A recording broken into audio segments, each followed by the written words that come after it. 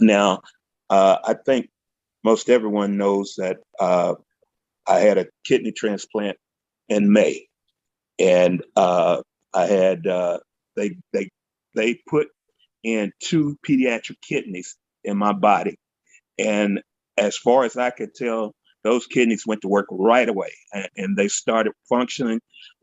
This past week, I went back to Birmingham for my 4 months checkup.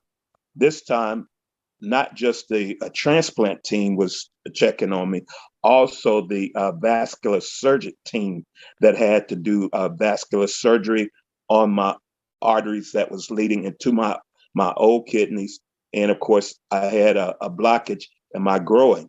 And so this last week, when I went back to UAB, they had all kinds of sonograms, MRIs, and just checking the surgery areas to make sure that there was no more blockage, to make sure that the blood was flowing fine.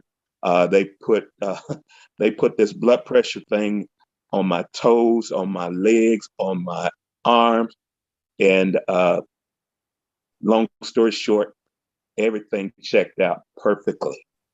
And so after I got that report from them, I I told the nurse, I'm happy that I came to this checkup because I wanted to confirm, I wanted to verify with your testing what I already knew myself, that my body was just in top shape, and I was very very excited. Now my body is not completely healed. I'll be the first to admit to that. I don't have any pains. When they did the surgery back in May, I had absolutely no pain from the surgery, and everything was just working so perfectly. And I want to pause right now to just give God glory once again, because this is one story, and I don't even know if I've told you this, Sharon, but when I got back home, I was in Birmingham for a month after the transplant. I got back home in June, and every night I was waking up at 3 o'clock in the morning on on clockwork, just 3 o'clock every morning. And of course, I did my devotional time. I spent time in the Word and mainly praying to God. And over the course of the next few weeks, I could hear God telling me, don't stop praising me for what I've already done. And that just hit me like a ton of bricks. And I've just been telling everybody about the significance of giving God the glory for what he has done, because that's the recipe to get uh, the other stuff that you need. At no time did I ever ask God to heal my to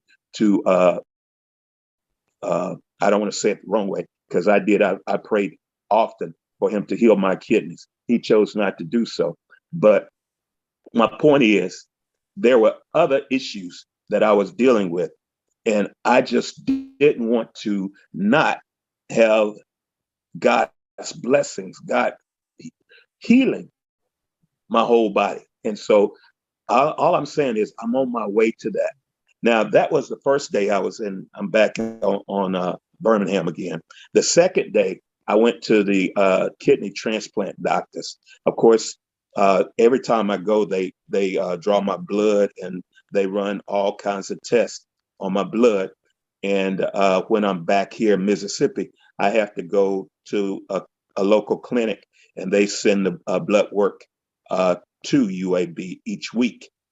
Well, uh, from this last visit, I have now been told by the kidney doctors that I don't have to do the blood work every week. I can do my blood work uh, twice a month now. And the vascular team, they told me I don't have to come back to see them for another 6 months.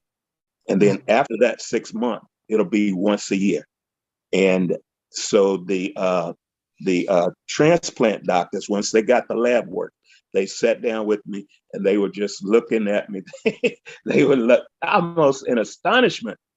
And then he finally gave me all of the lab work that they had ran that day. And each one of the tests that they had run, some of them I have no idea what they were. I do know that my creatinine was 1, and I'm telling you, they were so excited that my creatinine was at 1. Now, the creatinine for a normal person is a 0.7 to 1.5. So mine is right there in the middle. After I had the surgery, I lost a lot of weight, and I discovered that most of that weight was muscle mass, and muscle mass. And in men, that is one thing that causes your creatinine to increase.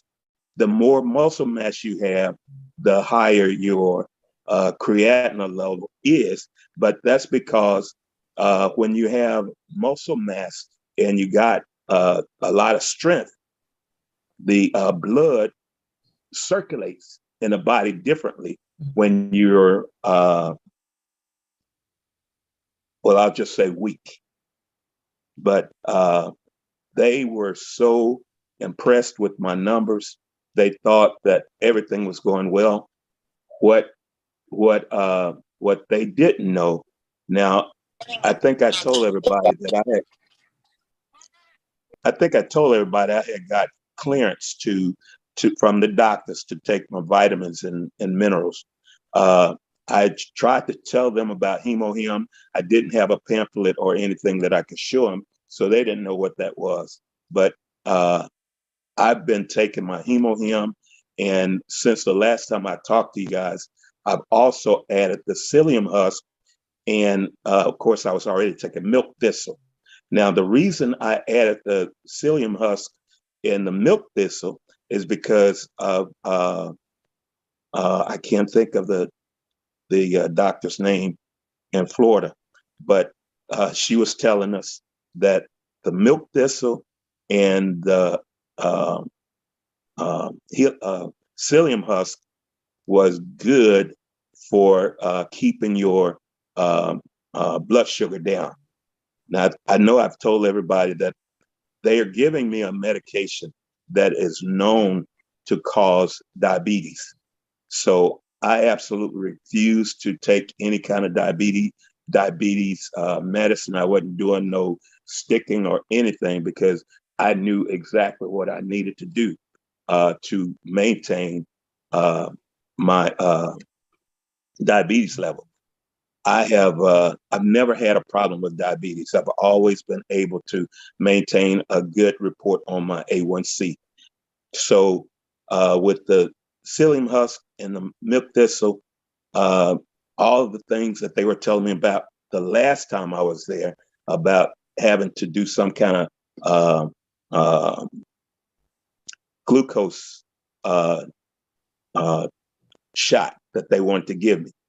And I totally refused that. And last week when I was there, my blood sugar was normal, and every other test that they ran on me was absolutely normal.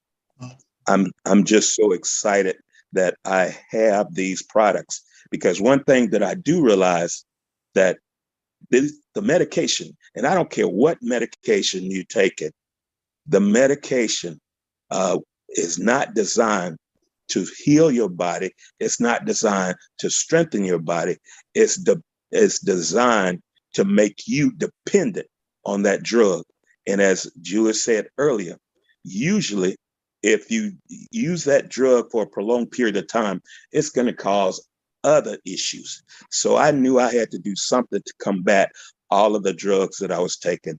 And Atomy is my it's the thing that has been working for me, and I have no intentions of stopping it now.